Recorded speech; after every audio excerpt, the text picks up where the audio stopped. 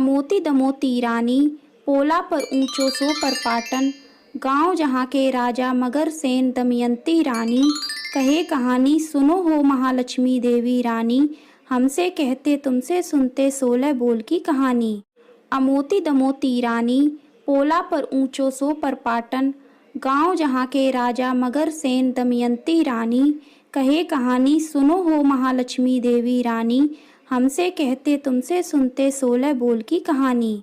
अमोती दमोती रानी, पोला पर ऊंचो सो पर पाटन, गांव जहाँ के राजा मगर सेन दमयंती रानी, कहे कहानी सुनो हो महालक्ष्मी देवी रानी, हमसे कहते तुमसे सुनते 16 बोल की कहानी। अमोती दमोती रानी, पोला पर ऊंचो सो पर पाटन, गांव जहाँ के राजा मगर की कहानी। अमोती दमोती रानी, पोला पर ऊंचो सो सुनो हो महालक्ष्मी देवी रानी, हमसे कहते तुमसे सुनते 16 बोल की कहानी। अमोती दमोती ब्रांडेड प्रोडक्ट आपको लाइफ में आवश्यक है तो नीचे डिस्क्रिप्शन में व्हाट्सएप लिंक से वांटेड लिंक डाउनलोड करके ब्रांडेड प्रोडक्ट रिसीव कर सकते हैं। You need branded products in life, WhatsApp link is given below in description. Wanted link download from that link and get wanted branded products. नमस्तस्यै नमस्तस्यै नमो नमः। ओम श्री महालक्ष्मी नमः। आज सुनिए महालक्ष्मी व्रत कथा।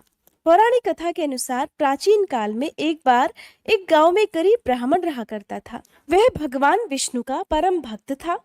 एक दिन उसकी भक्ति से प्रसन्न होकर भगवान विष्णु ने उसे दर्शन दिए और मनचाहा वरदान मांगने को कहा। तब ब्राह्मण ने कहा कि उसके घर में हमेशा लक्ष्मी जी का सदा वास बना रहे। इस इच्छा को जानने के बाद श्री विष्णु जी ने उससे कहा कि उसे लक्ष्मी जी की प्राप्ति तो हो सकती है, लेकिन उसके लिए उसे थोड़ा प्रयास करना होगा। भगवान विष्णु ने उस ब्राह्मण से कहा कि मंदिर के सामने एक स्त्री रोज आती है और यहाँ आकर उपले पाथती है। तुम बस उन्हें अपने घर आने का निमंत्रण दे देना। वह स्त्री ही देवी माँ लक्ष्मी है। अगर वह स्त्री तुम्हारे घर आएगी तो तुम्हारा घर धन धान्य से भर जाएगा। ब्राह्मण को ऐसा कहकर भगवान विष्णु अंतर्ध्यान हो गए।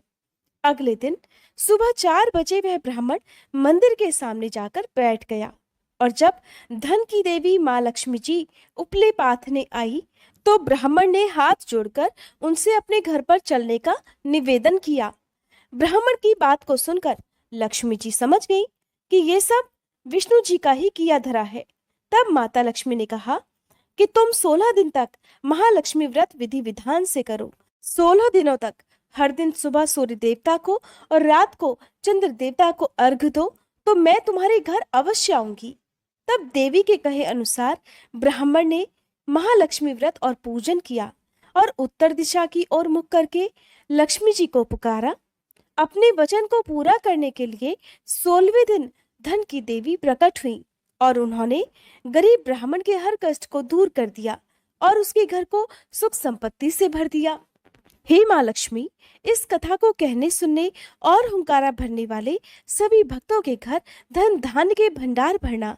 आपने जैसे उस ब्राह्मण देवता के घर धन के भंडार भरे, उसका कष्ट दूर किया, ऐसे ही इस कथा को कहने सुनने और हुंकारा भरने वाले सभी भक्तों के कष्ट दूर करना।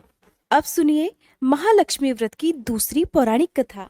पौराणिक कथा के अनुसार एक बार भगवान विष्णु मृत्युलोक यानी कि धरती लोक पर विचरण करने के लिए निकल पड़े। माता लक्ष्मी ने भी उनसे निवेदन किया कि वो भी उनके साथ चलना चाहती है। भगवान विष्णु उनके चंचल स्वभाव से परिचित थे, इसलिए पहले ही उन्हें आगाह कर दिया कि देवी, मैं आपको केवल एक शर्त पर ही साथ लेकर चल सकता हूँ कि आप मेरे बिना कहे कुछ भी नहीं करेंगी। तब माता लक्ष्मी मन ही मन बहुत प्रसन्न हुई कि चलो सशर्त ही सही, भगवान साथ ले जाने के लिए तो माने। तब माता भी तुरंत बोल उठी कि मुझे सारी शर्तें मंजूर है। भगवान विष्णु कहने लगे, ठीक है देवी, मैं जैसा कहूँ वैसा ही आपको करना होगा। तो माता बोली, ठीक है, अब जैसा कहेंगे मैं वैसा ही करूंगी। अब माता लक्ष्मी जी और श्री विष्णु जी दोनों ही भूलोक पर आकर विचरने लगे। एक जगह रुककर श्री हरि ने माता लक्ष्मी से कहा कि देवी, मैं दक्षिण दिशा की तरफ जा रहा हूँ, आपको तब तक मेरा यहीं पर इंतजार करना होगा। ऐसा कहकर भगवान विष्णु दक्षिण दिशा की तरफ चले गए। अब माता को जिज्ञासा हुई कि आखिरकार दक्षिण दिशा में ऐसा क्या है जो भगवान मुझे वहां ले जाना नहीं चाहते। माता लक्ष्मी का स्वभाव तो वैसे भी चंचल ही माना जाता है, उनसे वहां पर ज्यादा देर रुका नहीं गया, तो वे भी भगवान विष्णु की तरफ ही बढ़ने लगी। आगे जाकर माता को सरसों का एक खेत दिखाई दिया। सरसों के पीले पीले फूलों ने और सरसों के खेत की सुंदरता ने माता लक्ष्मी का मन मोह लिया और वे सरसों के पीले पीले सुंदर खिले हुए फूलों को तोड़कर अपना श्रृंगार करने लगी। इसके बाद वे कुछ ही दूर पर आगे बढ़ी कि उन्हें गन्ने का खेत दिखाई दिया। उन्हें गन्ना चूसने की इच्छा हुई तो कुछ गन्ने तोड़कर उन्हें चूसने लगी। गन्ना चूस ही रही थी कि भगवान विष्णु वापस आ गए।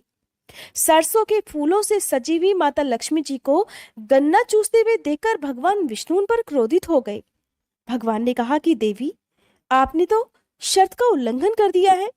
मैंने आपको वहीं पर रुकने के लिए कहा था, लेकिन आप रुकी नहीं और यहाँ किसान के खेतों से फूल और गन्ने तोड़कर आपने बड़ा भारी अपराध किया है, इसलिए इसकी सजा तो आपको अवश्य मिलेगी।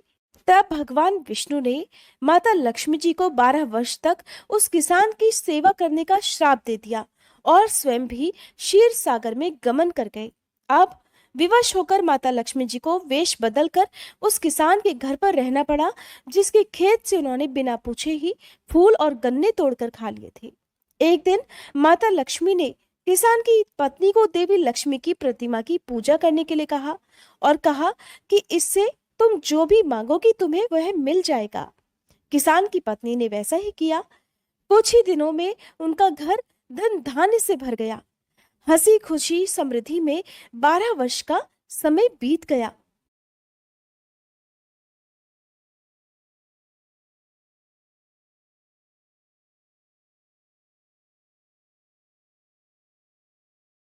Hello, sir.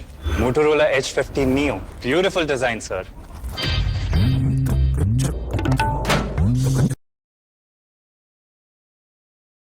अब जब भगवान विष्णु 12 वर्ष का समय बीतने के बाद माता लक्ष्मी जी को लेने के लिए वापस आए, तो वह किसान माता लक्ष्मी जी को वापस भेजने के लिए तैयार ही नहीं हुआ। इस पर माता लक्ष्मी जी कहने लगी कि कार्तिक मास के कृष्ण पक्ष की 13 के दिन यदि वह विधि पूर्वक मेरी पूजा करेगा तो वह उसके घर से कभी नहीं जाएंगी, लेकिन वह इस दौरान उन्हें दिखाई नहीं देंगी। वह एक कलश की स्थापना करे और उसमें कुछ धन रखे, यानी धन ही लक्ष्मी का रूप होगा। इस प्रकार 13 के दिन किसान ने माता के बताए अनुसार ही पूजा कर कलश की स्थापना की और इस प्रकार किसान का घर धन धान्य से पूर्ण रहने लगा। तब से लेकर आज तक धनतेरस पर भी माता लक्ष्मी जी की पूजा करने की परंपरा चली आ रही है। महालक्ष्मी व्रत की एक अन्य पौराणिक कथा महाभारत काल से भी जुड़ी हुई है। तो अब सुनिए महालक्ष्मी व्रत की तीसरी पौराणिक कथा। एक समय महर्षि वेद व्यास जी हस्तिनापुर पधारे। उनके आगमन का सुनकर महाराज धृतराष्ट्र उनको आदर सहित राजमहल में ले गए। स्वर्ण सिंहासन पर विराजमान कर चरणों तक लेकर उनका पूजन किया। श्री व्यास जी से माता कुंती और गांधारी ने हाथ जोड़कर प्रश्न किया, हे महामुने, आप तो त्रिकालदर्शी हैं, इसलिए आपसे हमारी प्रार्थना है कि आप हमें कोई ऐसा सरल व्रत और पूजन बताएं जिससे हमारा राज्य लक्ष्मी, सुख संपत्ति, पुत्र पौत्र आदि और परिवार सुखी रहे। इतना सुनकर श्री व्यास जी कहने लगे, हम एक ऐसे व्रत का पूजन और वर्णन कहते हैं जिससे सदा लक्ष्मी जी का वास होकर सुख समृद्धि की वृद्धि होती है। यह श्री महालक्ष्मी जी का व्रत है जिसे हर वर्ष आश्विन मास के कृष्ण पक्ष की अष्टमी तिथि को विधिवत किया जाता है। तब गांधारी ने पूछा, हे महामुने, इस व्रत की विधि हमें विस्तार पूर्वक बताने की कृपा करें। तब व्यास जी बोले, हे देवी, यह व्रत भाद्रपद शुक्ल अष्टमी से प्रारंभ किया जाता है।